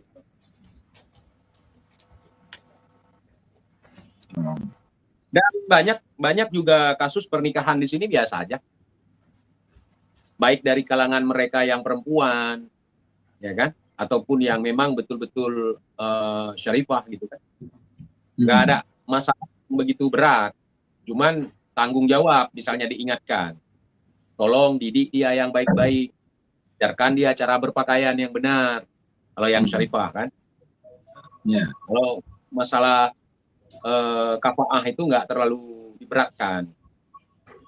Kecuali gini, kecualinya untuk keturunan misalnya pengkhianat atau keturunan ada dulu ya keturunan hamba saya gitu, ada larangan. Maksudnya bukan larangan ketat, maksudnya tolong bisa jangan bawa dia dalam keluarga kita, udah itu aja. Dia jangan pulang lagi ke rumah itu. Toh pada akhirnya juga udah punya anak kan, cucu saya itu kan begitu.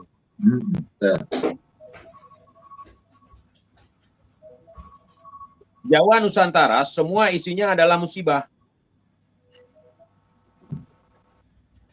Musibah ya. Musibah. Berarti mereka datang ke sini untuk menjemput musibah ya. Betul. Mengejar musibah, balik. Sekarang udah musibah memang. Rungkat.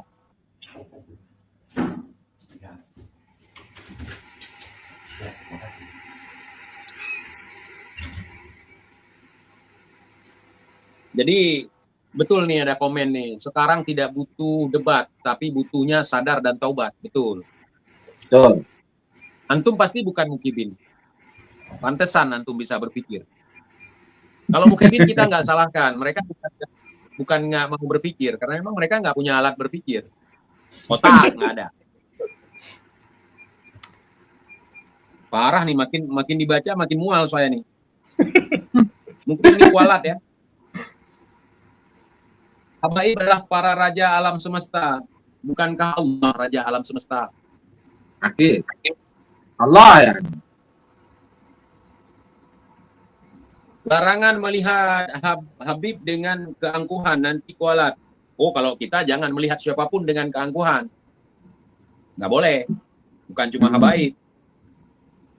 Jangan melihat orang lain dengan keangkuhan. Dengan setan jangan berbaik sangka. Parah nih makin diulik. Saya jujur baru beberapa lembar nih saya buka.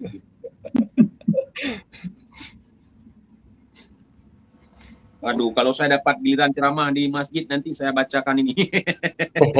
Ceramah buat kultum, Bang Wali.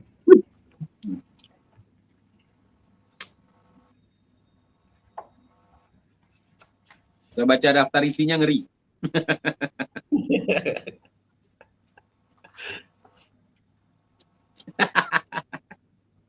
Aduh. Habib sudah dijamin fakih mukaddam untuk masuk surga. Nah nih, gurunda. Ente nanya sama Bung Haji Romai Rama kan? Nih ada. Halaman berapa nih? Halaman 290 nih.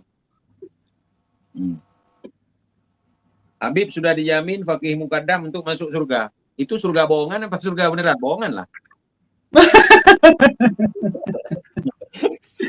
Jadi kita harus bisa membedakan. Jadi antara surga bohongan, neraka bohongan dengan surga yang benar. Seperti ketentuan Allah, itu beda tuh. Jadi ini Imam Munafik. Nih coba lihat halaman 290 nih Imam Munafik.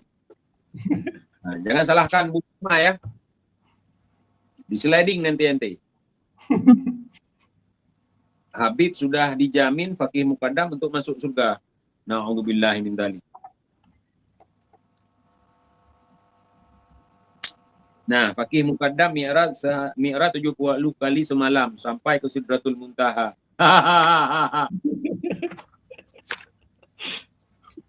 Yang megang itu ada di sini. Ada. Ada versi itu Garamah juga Asusila. Nah, referensinya ada. Ya, dengar Gibin. Bukan Kiai Imad yang bikin kafir ketawa. Bukan Al-Wali Al-Gutub, bukan kami yang bikin kafir ketawa. Justru cerita leluhur habaib itu bikin kafir ketawa. Gitu. Itu halaman 542 ya Wali. Ngafal ya. Saya sudah nggak mual-mual lagi karena sudah berkali-kali membedah ini, Wali. Saya temukan diri. 542. 542.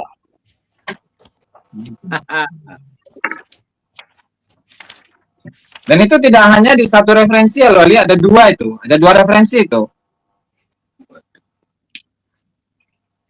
Dua apa tiga ya? Dua sing saya mah. Meremas bukan mahram adalah karomah Habib Ahmad Al-Haddar. Ya salam, saudari. Gitu aja kok karomah. Kalau di tempat kami itu namanya. Mungkin karena nggak pernah diterim ya. Nah, kalau di tempat kami namanya maksiat ini. Haram, saudari. Kalau saya sempat punya karomah kayak gini kena cambuk nih. Wah, toh. Digebukin sama orang sekampung nggak, Wali? Dicambuk ya? Oh. Jedar gitu. Garoma, ente nggak baca kitab ya? Ente nggak baca hadis Akolen?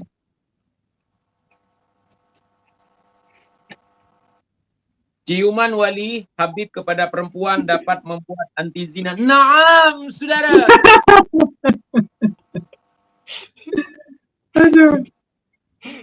Ulama yang menegur wali majdub asusila akan kual. Nah, hasyam. Kok ajab-ajab banget nih. Itu khusus Bapak asusila, Wali. Kalau di sini langsung dicambuk, nggak ditegur. Polisi syariatnya datang, jemput kita, bawa ke Mahkamah Syariah, diputuskan di situ, maka tunggu hari penentuan untuk dilakukan sesi cambuk.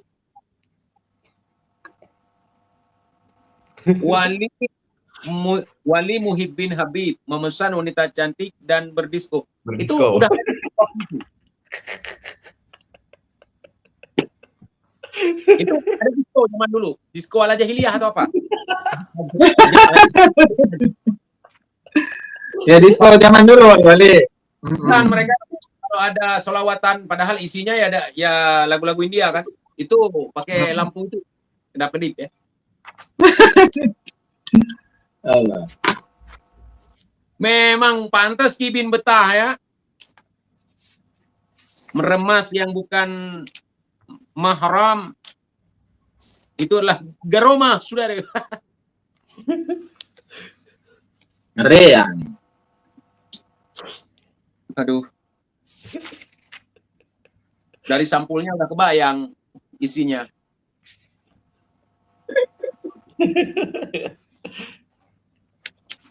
Kata Kibin tadi kan di kolom komentar salah cetak.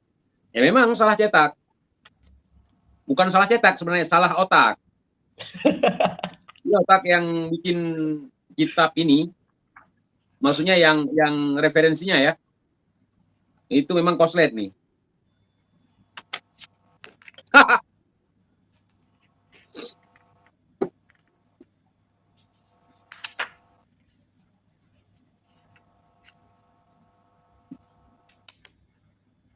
Jadi ini juga sama Gus Wali.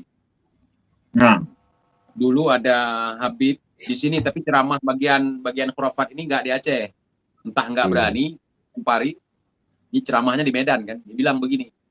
Kalau di share di YouTube ada, di TikTok ada. Hapus aplikasi TikTok, haram. Jangan biarkan istri Anda main aplikasi TikTok. Mulai sekarang hapus. Nah, sekarang yang banyak di TikTok itu tahu nggak, Gus? siapa Wali? Oh, punya margabah semua. Allah. Bawaan. Ada yang nyanyi India, ada yang dagang. Hapus, haram. Aku nih,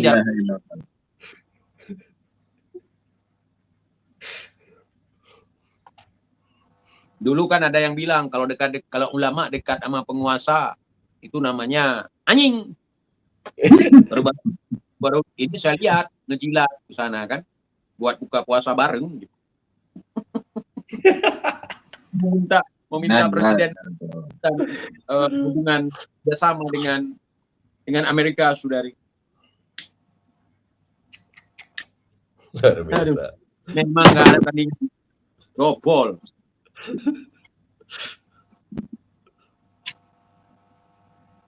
Iya, kalau nggak mau ngangkat diri silahkan. Jangan menjatuhkan orang lain. Jangan menghina bangsa lain. Jangan menghina tempat tinggal orang lain.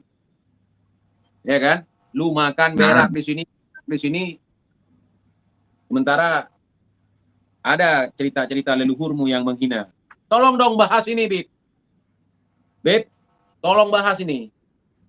Bahwa kitab-kitab itu jangan dipercaya, ajaran-ajaran itu jangan dipercaya. Kalau ada kitab itu yang beredar jangan dipercaya, itu khurafat. Nanti ada orang datang, anak muda bilang ke saya habis ketemu Rasulullah kopi break tadi. Itu khurafat, sudah. Gak jauh.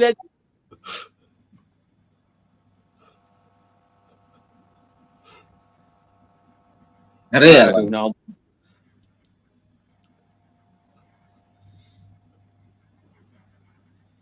Berarti ini 3 pieces ya, sama ya, yang dikirim ke mana, Bib?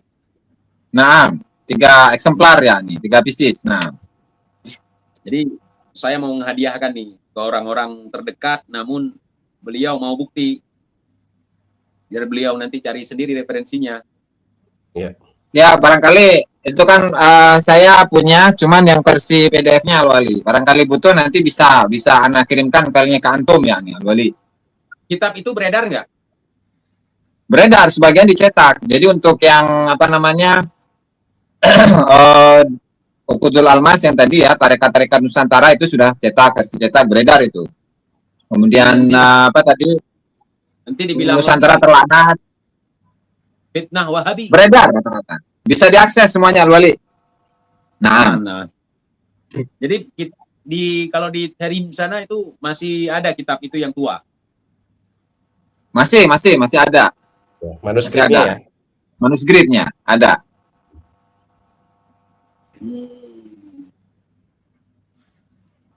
Dan yang dijual biasanya kalau buku-bukunya masih manuskrip itu fotokopiannya Wali. Meskipun belum dicetak misalkan, cuman fotokopiannya dijual, diperjualbelikan. Kalau santri di sana dikasih nggak kitab-kitab itu? Enggak sih, itu memang sebagian kitab, ya misalkan kayak Tadkirunas yang ini ya, mana itu bukunya? Yang biasa saya ulas itu, yang tadi yang menyetop matahari itu ya, itu diperjualbelikan, bahkan dikaji juga. Jadi pembacaannya nggak kayak di kita gitu, Al-Wali. Jadi biasanya membaca gitu, ada yang membaca qala al-musannif rahimahullahu taala. Nah, nanti kalau sekiranya ada poin yang ingin dijelaskan baru dijelaskan. Cuman kalau di kampus nggak dikaji sama sekali, Al-Wali. Kalau di saya ya, di kampus saya itu nggak dikaji. Mana sih itu? Ini udah saya mau bangunin Ahlul Bait. Nah, Ahli Bait Al-Wali. Ahli Bait Al-Wali. Nah. Jadi terima kasih untuk narasumber kita, yakni Al-Wali Al-Gutub Gus Aziz Jazuli LCMH dan juga Al-Habib. Ini belum bisa jadi wali kutub. Bisa lagi. Ya. Masih main. Ya. Makamnya belum sampai. Al-Habib Rogi ya. Al-Habib Rogi, terima kasih banyak sudah hadir di live-nya TIJ. Mudah-mudahan dapat kocaknya. Ilmunya nggak ada memang. Kalau di live saya nggak ada ilmunya. Dan juga ilmunya nggak ada di sini. Yang iya aja kita omongin. Ya, tapi saya penonton setia Bang Wali ini. Mohon maaf ketidak sopanan saya kadang-kadang dalam berucap ya. Kadang-kadang saya memang seperti itu kalau lagi majetuk. Allah. Tapi bukan mazhab yang gini, Al-Wali ya, bukan mazhab yang gini ya, enggak ya? Kalau itu saya enggak, saya takut cambuk. Allah. Ada yang halal ya?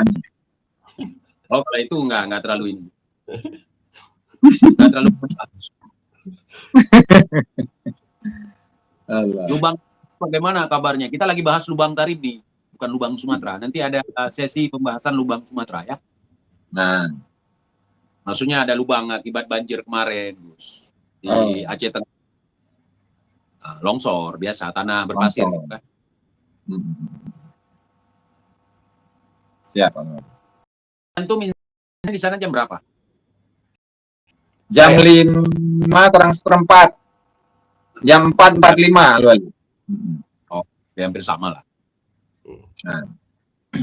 Jadi antum puasa kan walaupun udah sama Gom Wali? Wajib ya nih, puasa fardu ya nih. Ya nggak puasa kalau Wali lagi majetuk kan, nggak apa-apa kan. Kalau di sini kalau nggak puasa digantung tuh wajan digantung leher, diarak di kampung-kampung. Saya nggak puasa gitu. Allah, ngeri ya. Ngeri. Siap, Al-Wali. Nanti kita lanjutkan lagi dalam sesi yang lain. Iya, saya soalnya mau goreng ikan asin. Takutnya kalau udah bangun orang nanti kelaparan semua. Ini orang lagi tidur, saya goreng itu dulu. Marhaban. Ya, kan? Siap. Dia tidak membawa mudarat ke orang lain, seperti kisah-kisah di sini. Membawa mudarat ke orang lain.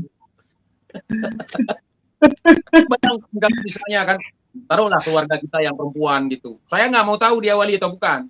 Mukanya itu seperti itu. Pelecehan itu di Indonesia itu ditangkap. Pelecehan itu. Mas, pelecehan dianggap sebagai garoma. Itu kan lucu ya. Akhirnya.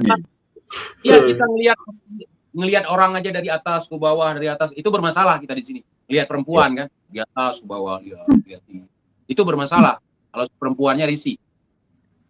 Ini megang kok dianggap garoma, saudara. Enak sekali. Ingin saya jadi wali tarim, saudara.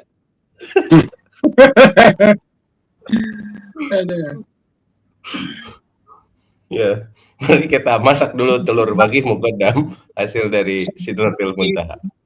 Bentar, sebut Habib ini halaman 316. Sebut Habib ini di mana saja, maka Habib akan datang di depan secara nyata.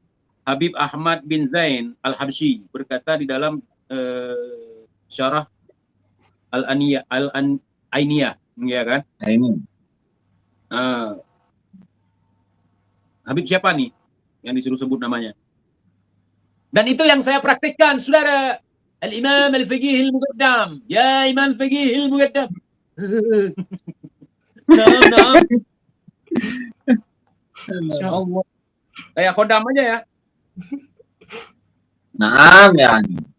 Sedangkan kodam saja saya nggak percaya. Gini-ginian saya percaya. Lucu.